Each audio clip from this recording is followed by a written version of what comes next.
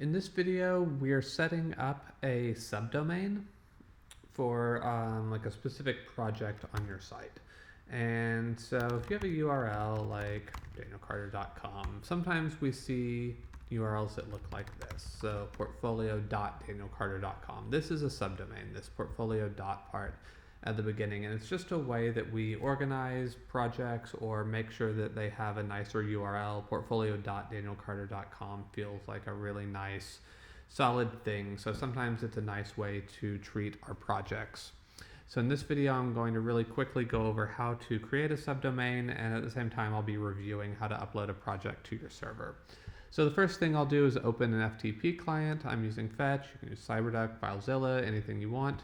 And hopefully by this point you've got a shortcut created, so you just connect, and then like always we're going to immediately go into our public HTML folder, and I'm going to create a new folder here for my project. So I'm going to create a folder, and I'm pretending that I did my project. It's a story about a raccoon taking a trip down a river, so I'll call my folder Raccoon River Trip and go into that folder. Now I'm working on my laptop. Here's all the files for my project. Okay, so this is just like any other project we've got. We've got HTML files, one or multiple. We've got images, we've got CSS. All of this is working together. So what I'm going to do is take everything inside my project folder, but not the project folder itself, and drag it into the folder on my server. Okay, so if I wanted to, I can now access this at my domain name /raccoon river trip. So it would go to this folder, it would look for index.html, and it would load my project. Okay. A subdomain is just going to say, okay, anytime someone says raccoon.danielcarter.com, send them to this folder. Okay, so it takes a subdomain and it points it to a folder in your public HTML, and that's all it does.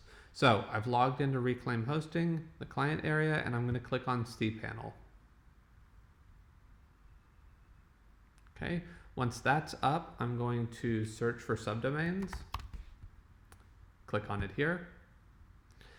And now I'm going to give my subdomain a name. This is the part that goes before the dot in your URL. So portfolio.danielcarter.com, I would type portfolio.